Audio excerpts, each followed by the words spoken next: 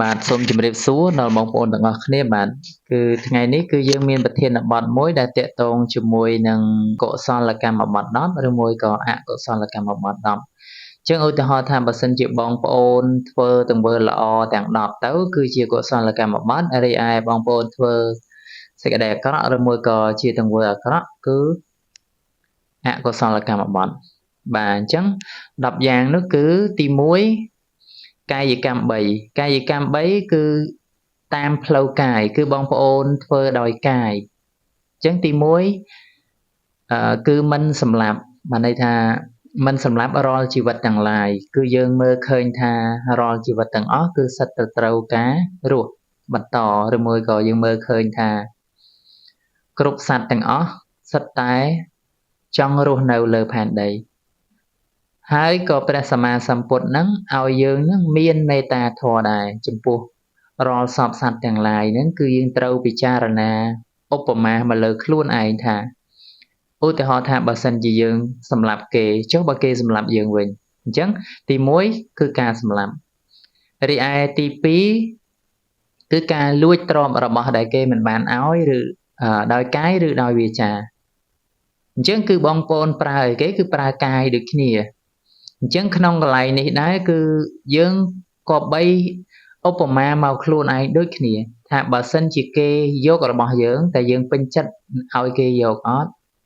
ចុះបើសិនជាបងប្អូនមុននឹងធ្វើទង្វើអាក្រក់ណាមួយតាមផ្លូវកាយសម្លាប់ក្តីឬមួយក៏លួចក្តីបងប្អូនព្យាយាមពិចារណាលើខ្លួនឯងថាតើការធ្វើហ្នឹងគេពេញចិត្តនឹងធ្វើអត់ឬមួយក៏បងប្អូនពេញចិត្តឲ្យគេធ្វើដែរឬមួយក៏យ៉ាងម៉េចបាទអញ្ចឹងទី2តាក់ទងជាមួយនឹងការលួចទ្រាំរបស់ដែលគេមិនបានឲ្យដោយកាយឬដោយវាចាទី3គឺការមិនប្រព្រឹត្តខុសលើកូនប្រពន្ធគេអញ្ចឹងក៏បងប្អូនក៏បីយកខ្លួនឯងមកឧបមាដូចគ្នាតែបើសិនជាបងប្អូនមានគ្រួសារតែបងប្អូនចង់ឲ្យអ្នកដតីមកលុកលាន់ប្រពន្ធឬមួយក៏កូនបងប្អូនដូចដែលបងប្អូនធ្វើទៅកាន់អ្នកដតីដែរឬអត់បាទអញ្ចឹងទី1មិនសម្លាប់ទី2មិនលួចទី3មិនប្រព្រឹត្តខុសក្នុងកាមទាំង3នេះហើយគឺទង្វើដែលធ្វើដោយផ្លូវកាយរីឯវាចាមាន4យ៉ាងគឺទី1មិនពោលពាក្យកុហកអញ្ចឹងបំភ្លៃការពិតបានន័យថាបងប្អូនព្យាយាមបំភ្លៃការពិតរឿងពិតទៅជារឿងមិនពិតរឿងមិនពិតទៅជារឿងពិតអញ្ចឹងបងប្អូនព្យាយាមបំភ្លៃការពិតនឹងហើយគឺជារឿងកុហកការមិនកុហករីឯទី2មិនញុះញង់ក្នុងទីនេះគឺញុះញង់ដើម្បីបំបែកបំបាក់បងប្អូនឃើញមនុស្សពីរនាក់ស្រឡាញ់គ្នានិយាយដើម្បីឲ្យមនុស្សម្នាក់ទៀតបែកបាក់ពីមនុស្សម្នាក់ទៀតឬមួយក៏ឃើញអ្នកណាដែលស្និទ្ធស្នាលគ្នាបងប្អូននិយាយដើម្បីបំបែកបំបាក់គ្នារីឯទី3តាក់ទងជាមួយនឹងពាក្យសម្ដីក្រោតក្រៀតឬមួយក៏ត្រគោះបោះបោកជេរប្រតិចអញ្ចឹងឲ្យតែបងប្អូនប្រើពាក្យអសុរោះឬមួយក៏ជេរប្រតិចគឺចាត់ចូលជាវាចាមិនល្អទី3រីឯទី4តាក់ទងជាមួយនឹងការនិយាយរូរីឥតប្រយោជន៍ដែលនិយាយមិនផ្ដល់ជាប្រយោជន៍ដល់អ្នកស្ដាប់អញ្ចឹងឧទាហរណ៍ថាបើសិនជាបងប្អូនទី1និយាយកុហកទី2បងប្អូនអាសានិយាយញុះញង់ទៅកាន់អ្នកដទៃទី3បងប្អូនអាសានិយាយពាក្យត្រគោះបោះបោកជេរប្រតិចអសុរោះឬមួយក៏ទី4បងប្អូនអាសានិយាយលេងសើចឥតប្រយោជន៍អត់ផ្ដល់ប្រយោជន៍ដល់អ្នកស្ដាប់ទាំងអស់នេះហើយគឺជាអកុសលកម្មបទចាត់ចូលនៅក្នុងវាចាមិនល្អបើសិនជាបងប្អូនចង់បានវាចាល្អគឺបងប្អូនព្យាយាមនិយាយពាក្យពិតមានប្រយោជន៍មិននិយាយញុះញង់ហើយនឹងនិយាយផ្ដល់ជាប្រយោជន៍ដល់អ្នកដទៃអញ្ចឹងក្នុងកន្លែងហ្នឹងគឺព្រះសម្មាសម្ពុទ្ធទ្រង់សម្ដែងអំពីការនិយាយដែលល្អមាន5យ៉ាងវិញបើសិនជាបងប្អូនមិនទាន់បានដឹងទេគឺខ្ញុំបានបកស្រាយសម្រាប់បងប្អូនបានអញ្ចឹង5យ៉ាងនោះគឺទី1និយាយមុននឹងនិយាយបងប្អូនត្រូវមើលបុគ្គលថាតើបុគ្គលហ្នឹងគួរនិយាយបានអត់ទី2មើលពេលវេលាតើពេលហ្នឹងអាចនិយាយបានអត់ឬមួយក៏ពេលដែលគាត់កំពុងគេងបងប្អូនមិនគួរនិយាយព្រោះគាត់កំពុងតែគេងអញ្ចឹងទី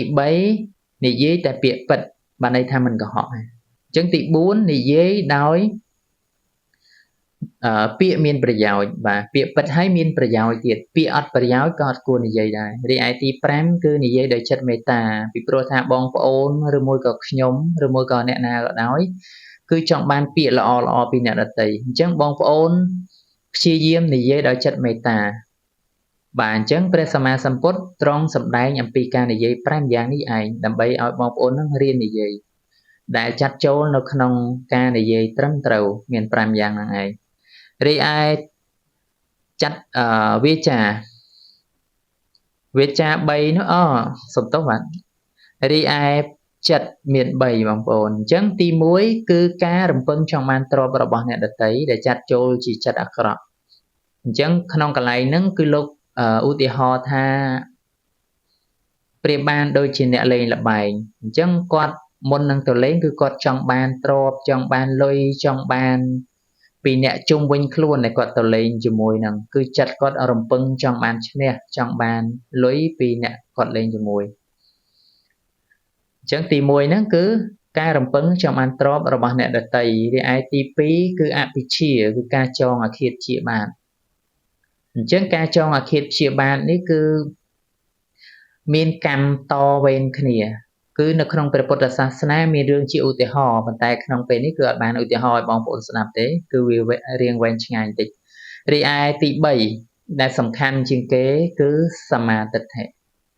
សម្រាប់កុសលកម្មបត្តិរីឯអកុសលកម្មបត្តិវិញគឺមិច្ឆាទិដ្ឋិគឺការយល់ខុសហ្នឹងឯងគឺយល់ខុសយ៉ាងម៉េចបាទគឺយល់ខុសអំពីធម្មជាតិបាទយល់ខុសអំពីធម្មជាតិកន្លែងហ្នឹងគឺសំខាន់ជាងគេបើសិនជាបងប្អូនយល់ពាក្យថាសមាទិដ្ឋិហើយខ្ញុំជឿថាបងប្អូនរស់នៅមិនមានសម្ពាធរស់នៅគឺប្រកបដោយសុខដុមរមនាបាទអញ្ចឹងវីដេអូនេះគឺមានតែប៉ុណ្្នឹងទេបាទអរគុណសម្រាប់ការទស្សនា